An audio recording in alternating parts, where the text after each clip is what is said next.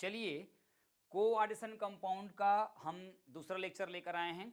इस लेक्चर में आपको लिखा होगा संकुल आयन या जटिल आयन।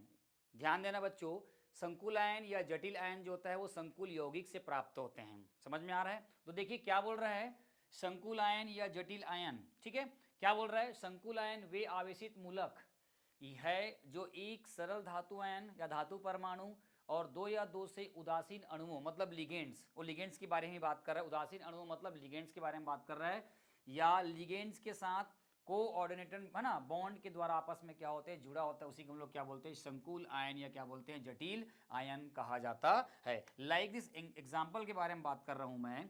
मेरे पास ये है K4, उसके बाद मेरे पास Fe और उसके बाद 6, ये हमारे पास एक कंपाउंड है, इसका नाम है पोटेशियम हेक्सासाइनोफेरेट। ठीक है, और अगर इसकी बात करूं तो जब भी इस टाइप कंपाउंड आता है तो ये वाला आपका पॉजिटिव हो जाएगा और ये पूरा कोऑर्डिनेशन कंपाउंड है ना, स्फेयर क्या होगा, निगेटिव हो जाएगा। अब देखिए क्या बोल रहे हैं, संकुल आयन वे आवेशित मूलक है जो एक सरल धातु परमाणु या आयन दो या दो से अधिक उदासीन अणुओं या लिगेंड्स, लिगेंड मतलब यहाँ पर CN जो है एक प्रकार का लिगेंड्स है। ध्यान देना, सबसे ज़्यादा स्ट्रॉन्ग लिगेंड CO होता है, कार्बोनिल, उसके ठीक पहले होता है C और N जिसको हम लोग बोलते हैं साइनाइड, लेकिन जब लिगेंड के फॉर्म में आता है जिसको साइनो पढ़ा जाता है। 6 यहाँ पर CN है, इसकी वैलेंसी जो होती है वो -1 होती है। तो यहाँ पर देखो कोऑर्डिनेट बॉन्ड के द्वारा जुड़ा होता है, मतलब यहाँ पे मैं बात करूँगा कि यहाँ Fe जो है वो CN6 मतलब इसके साथ जुड़ा है और इसके साथ जो बॉन्ड बनेगा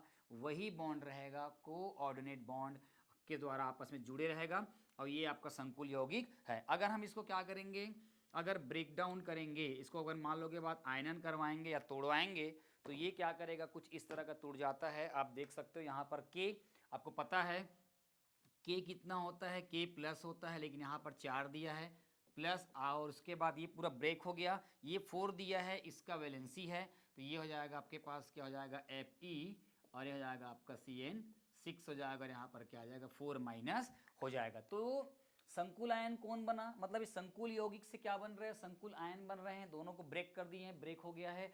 और आयन के बारे में बात करें, जटिल आयन के बारे में बात करें, इतना क्या कहलाएगा आपका, जटिल आयन कहलाएगा, है ना, कोऑर्डिनेशन स्फीयर कहलाएगा। ध्यान रखना बच्चों कि गुरु कोष्ठक के अंदर में जो केंद्रीय धातु परमाणु होगा और जो लिगेंड होगा उसको जल में डालने पर कभी स्थिति ऐसी नहीं आएगी कि इन सब का आयनन हो सके। आयनन कभी नहीं होगा, वो एक साथ कोऑर्डिनेट के सारा है ना के द्वारा क्या होगा, आपस में बंधा होगा, उसका आयनाइजेशन कभी नहीं होगा। ये भले K है ना 4K प्लस अलग हो सकता है, ये एक साथ अलग होगा, लेकिन कभी स्थिति ऐसी नहीं आएगी कि ये अलग हो गया या ये अलग हो गया, ऐसा कभी नहीं आएगा। और याद रखना संकुल यौगिक से ही हाँ क्या बनता है, संकुल जटिल आयन बनता है या संकुल आयन बनते हैं, आपको यहाँ पर देख सकते हो। बहुत ही इजी है, तो याद रखना किसी भी कोऑर्डिनेशन कंपाउंड से ही जब उसका आयनन करवाएंगे तो दो आयनों में क्या करता है, टूट जाता है, और टूटने के बाद ही संकुल यौगिक यहाँ पर संकुल आयन निर्माण करते हैं। प्यारे बच्चों, यहाँ पर ध्यान देने वाली बात यह है कि आपको बोलेगा इसको जल में डालने पर कितने आयंस देंगे,